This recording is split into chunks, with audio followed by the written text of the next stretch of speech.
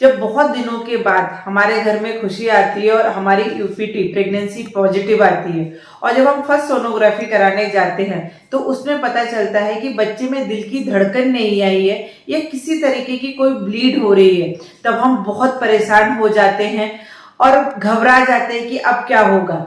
उस समय modern medicine के साथ साथ आपको आयुर्वेद की सेकंड ओपिनियन जरूर लेना चाहिए और मेरे एक केस के माध्यम से जानेंगे कि आयुर्वेदा उसमें किस तरह से काम करता है। नमस्कार, मैं हूं डॉक्टर ज्योति। अगर ऐसा कुछ हो रहा है तो ये वीडियो आपके लिए ही है, अंत तक मेरे साथ बने रहिए। अगर आपको ये मेरा वीडियो अच्छा लग रहा है तो उसे लाइक और शेयर जरूर करिए। एक केस के माध्यम से हम जानेंगे कि मेरी एक पेशेंट की जो प्रेगनेंसी यूरिन प्रेगनेंसी रिपोर्ट थी और बीटा एससीजी था वो पॉजिटिव आया था जुलाई एंड में पॉजिटिव आने के बाद जब मुझे उसकी अर्ली प्रेगनेंसी स्कैन कराना था उससे एक दिन पहले ही पेशेंट को माइल्ड ब्लीड स्टार्ट हो गई थी, पिंकिश डिस्चार्ज स्टार्ट हो गया था। फिर उसके बाद उसी दिन मैंने पेशेंट की अर्ली प्रेगनेंसी रिपोर्ट टेस्ट कराया तो उसमें पता चला कि बच्चे की दिल की धड़कन भी नहीं बनी है और उसमें जो जो जो बच्चा जहाँ गर्भाशय में चिपकता है वहां पे छोटा सा एक हिमेटोमा, एक ब्लीड भी हो गई थी। उस केस में पेशेंट बहुत घबरा गई थी और डॉक्टर्स ने, जो सोनोलॉजिस्ट थे, उन्होंने ऐसा बोला था कि अगर 15 दिन में आपकी ब्लीडिंग रुक जाती है तो आप 15 दिन के बाद आके सोनोग्राफी कराइए। तो पेशेंट और भी घबरा गई थी कि पता नहीं क्या होने वाला है। तो उस केस में आयुर्वेद के द्वारा जो गर्भ स्थापक परियोजना बनाई गई थी, गर्भ स्थापक औषधियां दी गई थी, आयुर्वेद ने बताई गई बस्ती चिकित्सा ने इसमें बहुत अच्छे मिरेकुलस रिजल्ट दिए हम लोगों को। और आयुर्वेद ने बताए गए हर्ब्स के क्षीर पाक ने, आयुर्वेद ने बहुत सारे मासिक जो गर्भ स्थापक दवाइयां बताई गई हैं जिनसे हम हर मंथ में ब्लीड को रोक सकते हैं, अबॉर्शन को रोक सकते हैं।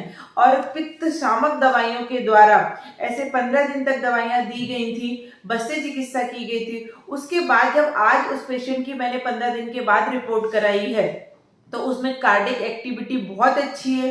बच्चे का जो सेक है, ये रिपोर्ट आप खुद देख सकते हैं कि बच्चे की जो एज है उसमें वो 7 वीक की है, एक्टिविटी है, कार्डियक एक्टिविटी है और किसी तरह का कोई भी हिमेटोमा नहीं है। अधिकतर ऐसा देखने में आता है कि जब आप किसी भी गायनेकोलॉजिस्ट के पास जाते हो, कार्डियक एक्टिविटी नहीं आती है बच्चे में या दिल की धड़कन नहीं बनी रहती है तो वो आपको प्रोजेस्टेरोन सपोर्ट में देते हैं और हफ्ते 2 हफ्ते देखने का बोलते अगर ब्लीड हो गई तो कुछ नहीं कर सकते, उसमें अबॉर्शन करना रहेगा।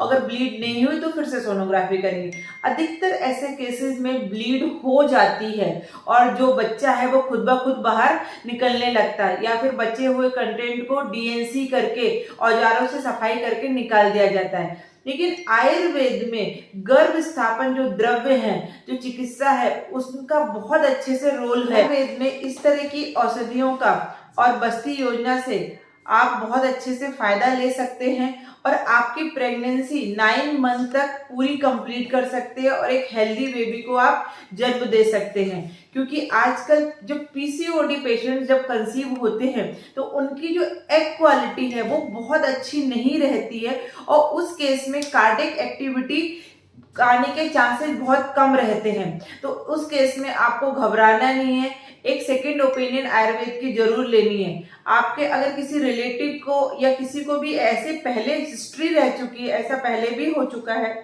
तो उस केस में आपको जरूर ये वीडियो उनके साथ शेयर करना चाहिए ताकि उनकी नेक्स्ट प्रेगनेंसी में कोई भी कॉम्प्लिकेशन ना रहे।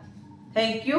अगर आपको ये मेरा वीडियो इंफॉर्मेटिव लग रहा है, हमारा चैनल आप सब्सक्राइब करिए, इस तरह के वीडियो हम लोग बनाते रहते हैं। अगर आपकी ऐसी कोई समस्या है तो हमारे व्हाट्सएप पे आपकी रिपोर्ट शेयर करिए, हम लोग आपको इसमें जरूर मदद करेंगे। Thank you.